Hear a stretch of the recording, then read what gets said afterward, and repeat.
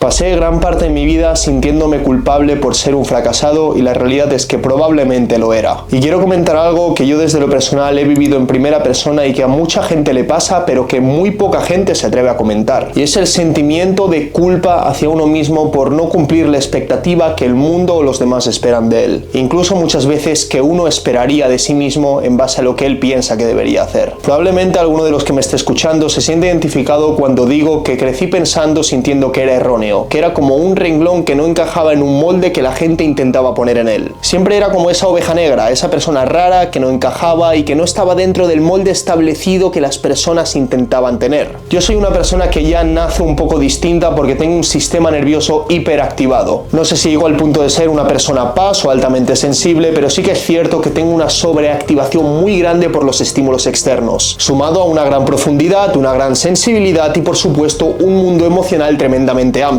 Esto hace que, por ejemplo, no soporte las discotecas o los lugares donde hay música fuerte, mucha gente o mucho estímulo. Por supuesto que puedo vivir en ellos sin ningún problema porque me he ido adaptando con el tiempo y para mí no es ningún problema, pero cuando era pequeño unos simples fuegos artificiales me ponían a llorar. Y esta sensibilidad sumada a una profundidad me trajo un problema tremendamente grande, por ejemplo, en la escuela. Sentía que pese a que yo era una persona muy animada y muy ilusionada, tenía intereses muy profundos sobre las cosas y que tal vez los otros niños no acababan de comprender o de tener. Esa profundidad me hacía destacar bastante con la gente mayor, que siempre veía un potencial extraño en mí en base a lo que podía transmitir porque se me daba muy bien hablar y comunicar desde pequeño. Y eso sumado a una gran profundidad me hizo estar bastante separado del grupo de niños que había en mi escuela. Y ya desde muy pequeño viene donde empezaron los problemas. Yo era una persona tremendamente empática, amable y por supuesto muy sensible a todo lo que podía suceder en el exterior. Cuando a un compañero le rechazaban, yo era el que iba a hablarle y el que iba a ayudarle porque sinceramente me daba lástima que estuviera apartado y quería incluirlo en el grupo. Pero como consecuencia de eso y de ser un niño que no acababa de encajar muy bien con los gustos de los demás, se me acabó apartando a mí también. Hasta el punto que yo empecé a ser aquel que apartaban, recibiendo bullying constantemente durante años y años y años de escuela. Nunca llegó a un punto físico, pero sí psicológico muy fuerte y de burlas y menosprecios constantes por parte de mis compañeros. Y todo esto tuvo un impacto enorme en mi autoestima y la forma de ver el mundo y sobre todo la forma de verme a mí mismo. En todo esto, cuando yo tenía unos 8 o 9 años, tuve una profesora sobre tercero de primaria y cuarto que era mi tutora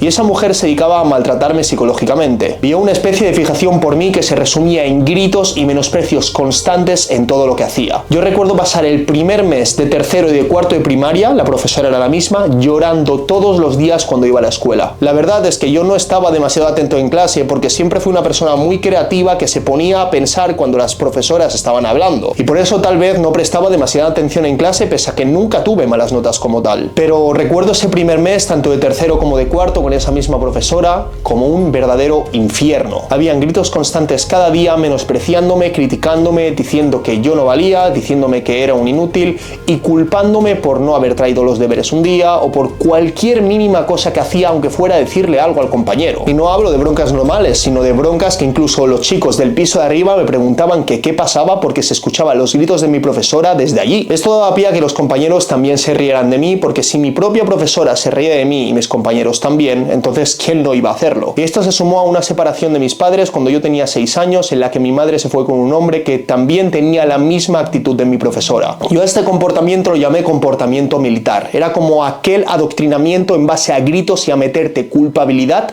por lo que tú estás mal y eres como un renglón roto que no encaja en el molde. Todo lo que sucedía a mi alrededor y la forma en que tenían de tratarme las personas solo recordaba lo raro, lo oveja negra y lo desencajado que estaba con el resto de niños. Esta profesora y mi padrastro se encargaban constantemente de recordarme lo erróneo que era. Cualquier cosa servía de excusa para menospreciarme, para gritarme o para tratarme mal, aunque fuera dejar una luz encendida o ir al baño por la noche porque hacía mucho ruido. Cosas tan simples como esas se convertían en motivos de gritos y de broncas constantes tanto en casa como en la escuela. Recuerdo a ese pequeño Joel sintiéndose tremendamente solo, deprimido y absolutamente rechazado por cualquier persona que estaba a su alrededor. Y por supuesto tenía 2 o 3 amigos y mi padre que eran los que un poco me mantenían a flote porque me hacían ver que yo sí de verdad merecía la pena. Pero dentro de mí veía que había algo que estaba roto, que no encajaba y que dentro del status quo no era adecuado. Por mucho que intentaba cambiar, por mucho que intentaba adaptarme, por mucho que trataba de hacer las cosas bien, parece que yo era un error y que nunca acababa saliendo como yo quería. Y esto hizo que con el tiempo, con 13 o 14 años, yo empezara a sentir un sentimiento de culpa brutal hacia quién era. Por naturaleza soy alguien muy pacífico y que no tiende nunca a buscar conflicto ni problema, y hacía que me conformara con un maltrato callándome y no diciendo nada. Pero todos esos años de represión trajeron con ello también una consecuencia, y es lo que yo llamo la rebelión como respuesta a la represión. Todo esto recuerdo que activó en mí un sistema muy fuerte de lucha o huida. Era una ansiedad constante que me ponía siempre en un modo de alerta. Yo nunca vivía relajado y además con un sistema nervioso hiperestimulado vivía horriblemente mal dentro de mí. Era como un animal que siempre está pendiente de que el depredador no se lo coma. Un sistema de peligro constante hacia mi persona. El miedo que tenía y la necesidad de cubrirme de ese peligro me hizo una persona muy encerrada en mí mismo y que me reprimiera hacia adentro totalmente. Me bloqueé muchísimo a nivel emocional y era alguien que tapaba muy bien aquello que sentía. Por eso mucha gente puede verme como una persona que en realidad soy poco emocional, pero en realidad soy todo lo contrario. Pero tuve que crear una máscara totalmente distinta para sobrevivir. Pero reprimía tanto por miedo a que me hicieran daño que al final lo único que estaba ocultando era un diálogo interno nefasto conmigo mismo y una autoestima bajísima. Intentaba cubrir ese sentimiento de insuficiencia y debilidad con muchísimo ego, con aparentar hacia afuera, con ostentar, con hacerme el valiente, el arrogante, el chulo. Me volví bastante caótico y anárquico en mi forma de comportarme porque cualquier persona que me corregía o que me decía que algo estaba mal la mandaba a tomar por culo. Y esta expresión era algo que yo utilizaba muchísimo porque cualquier cosa que me hacía recordar que yo estaba mal la rechazaba absolutamente. No se me podía decir nada que saliera de mis estándares a menos que fuera de una persona cercana porque si no yo reaccionaba muy mal. Tenía esos golpes de ira y de ego para intentar cubrir una debilidad que sentía dentro cuando alguien me pinchaba en ese punto que me hacía daño. Pero esa rebeldía y esas malas contestaciones, esa violencia verbal eran una forma de defenderme porque en el fondo me sentía indefenso. No había sanado toda esa parte que me dolía desde hacía muchos años y que desde que era pequeño llevaba arrastrando. El problema es que me acostumbré a vivir así y para mí defenderme y rebelarme era la forma que yo tenía de estar en el mundo. Para mí llegó un momento en que casi todo ya era motivo de debate, motivo de discusión, motivo de disputa, porque yo quería quedar por encima de la persona, quería hacerle ver que estaba equivocada, quería hacerle ver que yo no era culpable de quién era, que los culpables eran ellos por pensar mal de mí, que yo estaba bien pero ellos no. E irónicamente pasé de ser la víctima que era maltratada a ser el verdugo que empezó a maltratar a los demás. Esto llevó a que gran parte de mi vida la pasara buscando validación del exterior, y de hecho esto se puede reflejar en algunas de las cosas que hice en mi juventud. Luego me dediqué a la moda y a la asesoría de imagen, trabajando como encargado en tiendas y asesorando a la gente sobre cómo debía vestir y comportarse, y también estudiando una parte importante de comunicación, habilidades sociales y expresión. Yo vivía de cara a la galería. Como había sido tan rechazado, ahora buscaba un motivo por el cual gustar, y quería convertirme en el tipo de persona irresistible, perfecta a nivel social, que siempre encajaba y por eso siempre gustaba porque no soportaba el rechazo. Yo creo que muchas de las cosas que hice en mi pasado fueron para cubrir una herida, incluso el ponerme fuerte y el empezar a ir al gimnasio. Desde que empecé en el gimnasio hasta mi punto más alto en volumen pasé de 60 kilos a 93 kilos. Estaba completamente dedicado en el gimnasio, pero me di cuenta con el tiempo que eso no me hizo sentir mejor. Mucha gente dice que es imposible sentirse mal cuando tienes un buen físico, te miras al espejo y te gustas. Pero a mí me pasaba un poco lo contrario, porque yo me miraba al espejo y seguía sin gustarme. Pese a que me gustaba mi físico, me daba igual, era como que no importaba porque seguía siendo alguien que no valía la pena. Y mi físico, junto al estilo y la moda que yo proyectaba, era la excusa perfecta para en teoría poder quererme. Pero allí fue cuando me di cuenta que la falta de amor propio no se puede cubrir con más ropa o más músculo, porque yo me seguía queriendo igual de poco incluso si encajaba en lo que el estándar social te dice que está bien. Y lo peor viene ahora cuando toda esta imagen opulenta la complementé con una obsesión por la búsqueda de validación exterior, sobre todo por parte de las mujeres. Yo me obsesioné con estar con mujeres, con quedar con mujeres, con hablar con mujeres,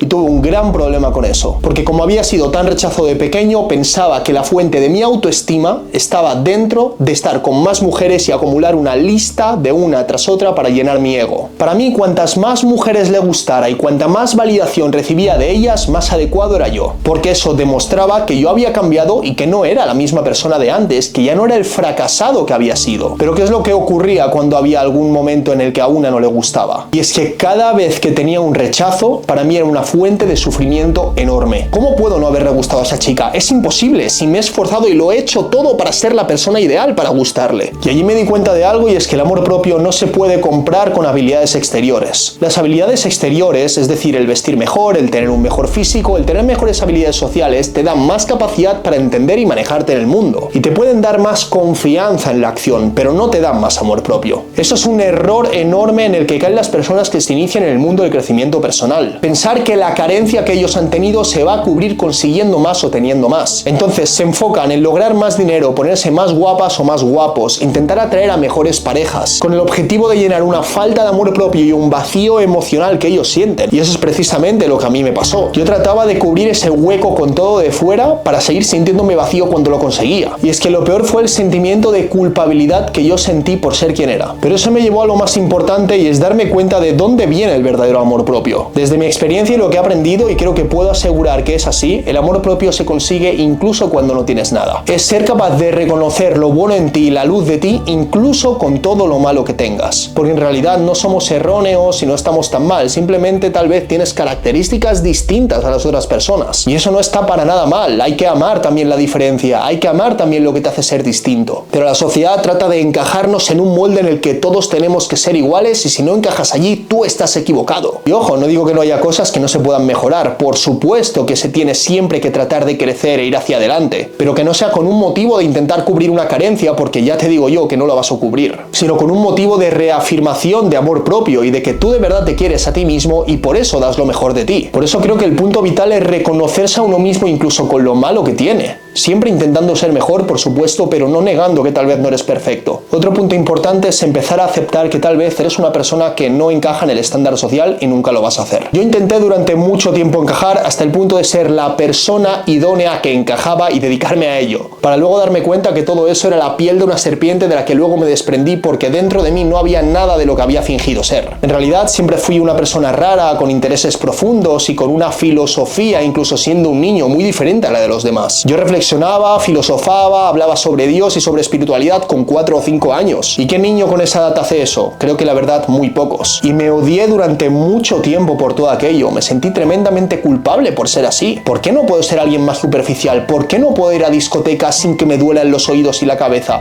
¿Por qué no puedo sentir un estímulo normal a las cosas que a los otros niños les gusta? Pero allí yo creo que está el punto del amor propio, aceptar que ese eres tú y aceptar que así funciona tu sistema. Yo no elegí cómo era, pero sí que puedo elegir estar en paz con ello, estar tranquilo con esas características y no pelearme conmigo mismo en base a eso que tengo. Porque lo que mucha gente no entiende es que se puede cambiar hasta cierto punto. Hay cosas de uno que no puedes cambiar. Yo no puedo cambiar que mi sistema nervioso sea como es, y por eso mismo tengo que darle mucho énfasis al yoga y la meditación para regularlo y tranquilizarlo. Porque si no, me pongo de nuevo en modo lucha o huida y empiezo a ver a todo el mundo como mi enemigo. Y allí me vuelvo una persona muy conflictiva cuando me descentro y cuando empiezo a sentirme atacado. Por eso, para mí, abrir la puerta al mundo de la espiritualidad, de la meditación y de la introspección ha significado tanto. Porque para mí es una forma de regularme. Yo puedo leer muchos libros, pero si no es mediante la experiencia, mi sistema nervioso sigue exactamente igual. Y esto es hiperreactivo frente a las situaciones del exterior, aunque a mí no me guste. Yo no puedo reaccionar menos ante lo que reacciono, pero sí que puedo ser más consciente y regular mi reacción. Otra parte muy importante es tener una serie de virtudes y de valores que te guíen un poco en tu camino. En mi caso, de hecho, la no violencia es uno de ellos, hasta el punto que me lo he tatuado. Hay un kanji aquí que significa amor. Estas dos virtudes me hacen ver hacia dónde tengo que apuntar. Me recuerdan el tomar conciencia en mí cuando me desconecto y caigo en mi ego de forma inconsciente. Ojo, no digo que a veces no sea necesario contestar y poner un límite de respeto hacia los demás, pero eso es una cosa, y la otra, sentirte atacado interiormente hasta el punto que te llevas esa frustración y resentimiento hacia la otra persona a tu casa. Por eso mismo, en mi caso, el amor y la no violencia son dos bases importantísimas de mi filosofía para poder practicar una vida más consciente y abierta. Y creo que lo más importante de esto es la coherencia que tú debes lograr contigo mismo para de verdad tener amor propio. Una persona que se quiere normalmente es coherente con su interior, es coherente con ella misma, tanto a nivel de diálogo interna como a nivel de acción. Las acciones que llevas a cabo, por lo general, yo las veo como una extensión del concepto que tienes de ti. Por ejemplo, si tú te quieres, considero que te vas a ir de forma prácticamente natural el ir a entrenar, el hacer algo de deporte o el cuidarte y comer bien. Por eso recalco que el amor propio es una base desde la que empezar, porque en base a eso tú vas a ser mucho más coherente contigo mismo y lo que te hace bien. bien. Esto también tiene que ver con ser honesto y decir la verdad cuando sientes que tienes que decirla y no callarte. Y esto no es cometer sincericidio, como se dice, e ir cortando cabezas por ahí a las personas porque hacen algo que no te gusta. Hay que hablar desde la asertividad y la honestidad, pero no desde la reactividad emocional. Pero esta coherencia interna te hace desarrollar tu propia verdad y tu propio modelo mental de saber cómo tú te puedes manejar por el mundo. Porque al final puedes leer muchos libros y aprender de muchos maestros y no está nada mal que lo hagas. Pero eso es para complementar también a tu propia práctica, acumular el conocimiento y la experiencia de otros para mejorar tú sin descuidar tu propia experiencia. Por eso yo siempre os animo a vosotros, e incluso la gente que trabaja conmigo de forma personal en procesos personalizados, de coaching o de mentoría,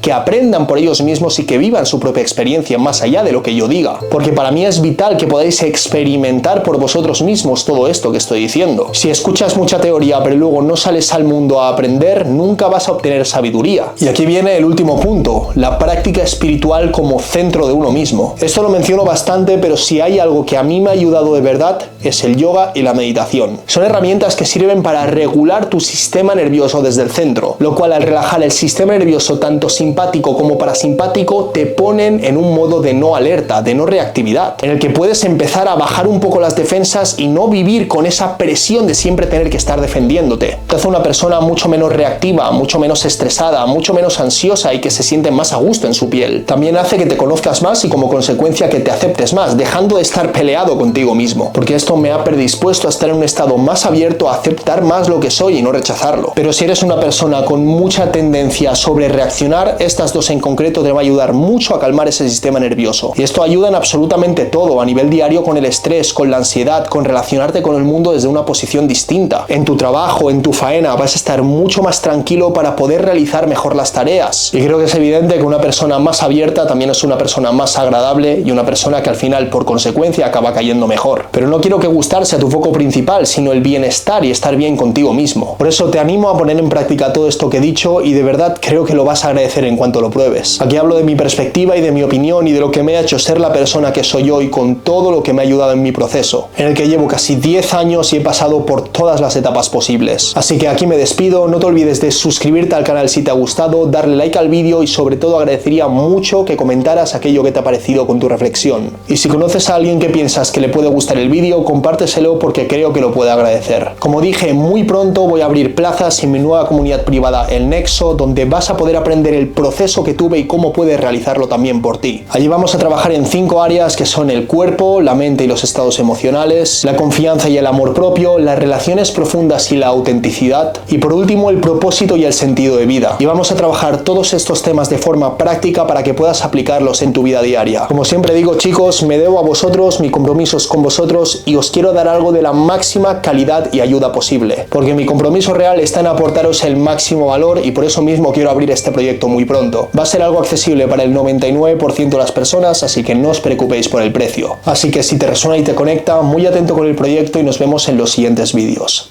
Chao.